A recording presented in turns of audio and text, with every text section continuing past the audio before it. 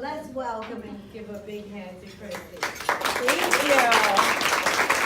Thanks, Linda. I did realize as you're reading that, I need to take some dates out of there so you guys won't do the math. Oh,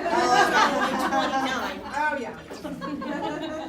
But yeah, I am in several different businesses. Lots of people in the Waco area see me as sometime spouse because that's what we started here just 4 short years ago. But in those 4 years, I've opened multiple businesses. Sometimes Spouse is here in the Waco area and throughout the nation. So that's the logo I threw up there for today. Some of you might know me from the Ginnyism too. If you haven't followed that, follow the Ginnyism of the day where I trash my personal trainer every single day. So it's a lot of fun though. But I want to share with you guys, there is lots of different businesses I'm involved in. But the most important thing in any business, no matter what it may be, is execution is everything. What did I say? Execution is everything. Right, you guys are a quick read.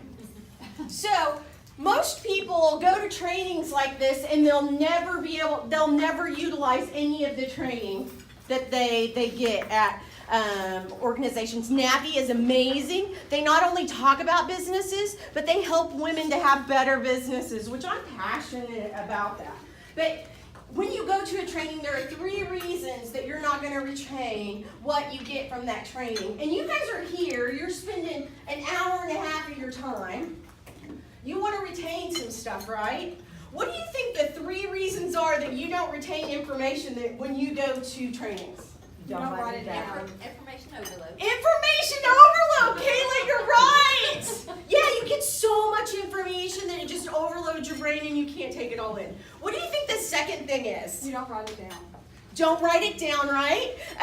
Also, some of that negative mindset. Write it down. Take notes. That's why I gave you some notes today. But you get so much information, write it down. 2 is negative mindset. The majority of us are trained our entire lives with a negative mindset. Thanks, Mom and Dad.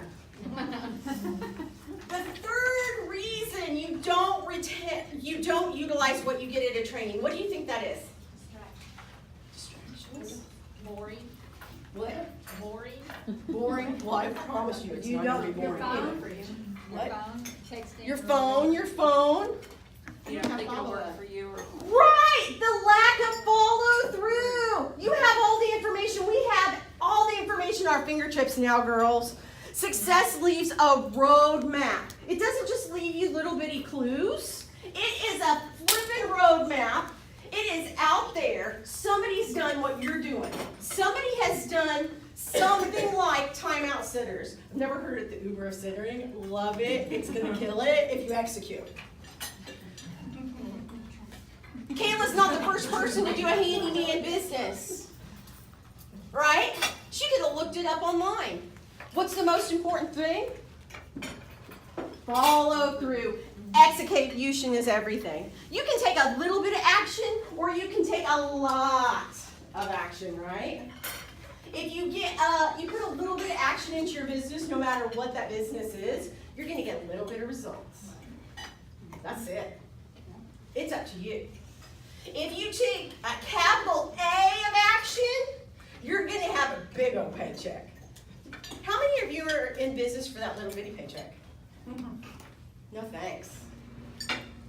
I want that big paycheck. You need that big action. So take something from today, no matter what it is, and put it into your business this afternoon. I have an 80-20 rule. How many of you have heard the 80-20 rule before? 80% of your action should be spent on 20% of your money making, I think is what we say. But Yeah, that is one of the 80-20 rules. That's a good one. You got to listen to that one, right? My 80-20 rule is actually 80% of a business's success comes from the mindset of the owner. 20% is skill. Think of people you know in business.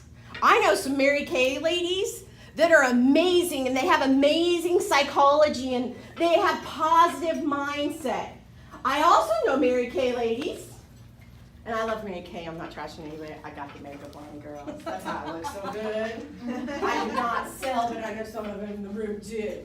So some of them have that negative mindset, right? Who's going to be the most successful? Mary Kay lady, positive or negative? Positive. Because nobody wants to go see negative Mary Kay lady, right? 20% is skill. Every single one of those Mary Kay ladies that go through Mary Kay training or insurance training or pure romance, whatever the business might be, they have the same exact training.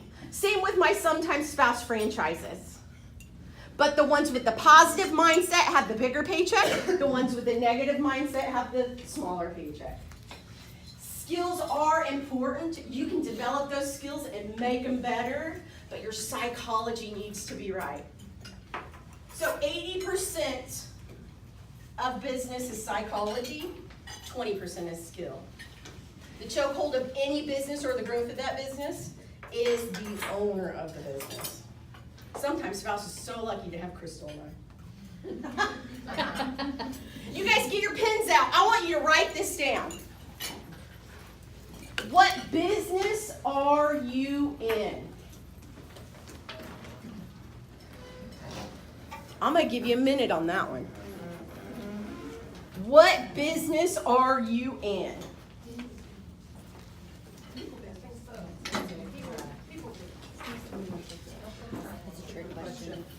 What business are you in? To look at just sometimes spouse, lots of people would think it's a handyman and a household cleaning business, right? But what business am I really in? People benefit. Relationship business. Now, with sometimes spouse, I'm in the relationship business, right? What about as sometimes partners, which is where I sell franchises? What business am I in with that? Same thing. Helping people, serving others. Relationship business, right? Now, what about my training business? Same thing. Relationships, right? What about with my retail business? Same thing. You have to go to the business and come back. Right, people do business with people they know, like, and trust. So what business are all of us really in? No matter if it's for the Hippodrome, which I saw Ronnie Millsap was coming, and I'm totally stoked about that. Yeah. Or Glinda. What kind of business is she in? Is she just selling travel? No. She was telling me about some of her cruisers when I walked in. And I know she'll take care of them because that's what she does. What about Heaven in the insurance business? Relationships, right? So no matter what, we're all in the same business. Now, if you're sitting there going, I hate people. They are a pain in the butt. The next question is, what business should you be in? If you hate people and you're the owner of a business and you have to develop relationships with people, you actually probably need to go work for somebody. So those are 3 questions I ask you. What business are you in? What business are you really in? What business should you be in?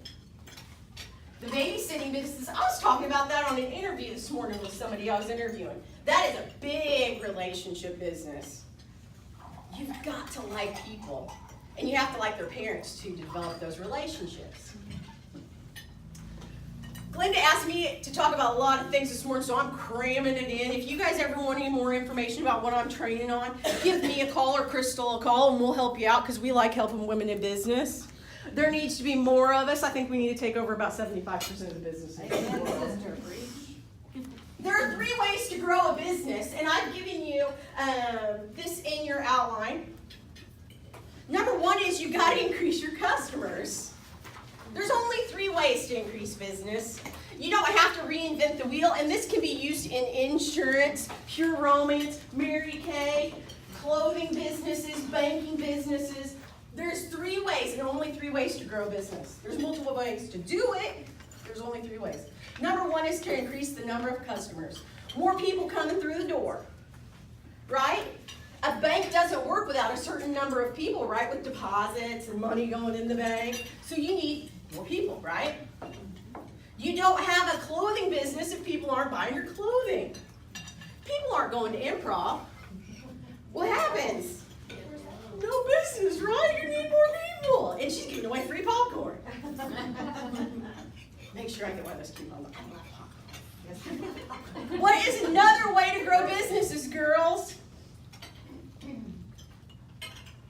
Increase the average transaction value. Oh, so he's been reading. Yeah. Not a reader. You've got to increase the average transaction value. But Chris, y'all know how to do that. Talk to me after the thing. I'll show you how to increase any average transaction value for any business. I don't know if I can do it for your bank because you don't own it, but other ones I can. Number 3, what's the third way to grow your business? Reorder. Frequency. Right. So Glenda doesn't want people to buy a trip from her once in their lifetime, right? How many times do you want people traveling every year? At least once, but I want their friends, family, so if I, personal relationships, when I do, that's right, it goes out and I get their business also. Right? Yeah. So you want multiple people coming in. How many times do you want them to come to the Hippodrome? Every day. Every day. We want you to eat breakfast, lunch, and dinner, right? We want you to watch every movie that comes out 2, 3, 5, 10 times, right? What about for insurance? Can they just buy one insurance from y'all? They can do their home, their auto, their life. Right, it's not just cows. Yeah. Right? You got home, you got auto, you want the whole pie, right? That's right. So those are 3 ways to grow your business. Number 1 was what? Increase the Increase business. More people come through the door. More people at parties.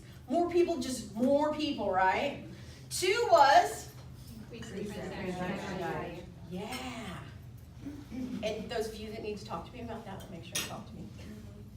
3. Reorders. Yeah.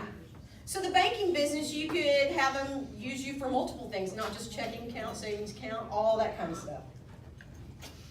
Now, if you're attacking your market from just one position, you're in trouble, right? And your competition isn't, you will have all the advantage and it will show you increased success and income. So what does that mean, girls? More Money. Business. More business.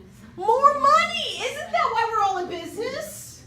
We want more money. So think about your competitors. I don't ask you to think about your competitors much because I don't really think about mine much except for crushing them. So think about your competitors. Where are they advertising? I know where your competitors are advertising, and I could crush them with the advice I could give you. Because they're going under 1 or 2 pillars to advertise, right? I know where your people are advertising.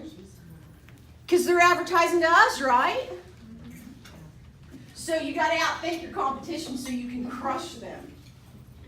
They're probably going under 1 or 2 pillars. So I'm going to teach you some more pillars.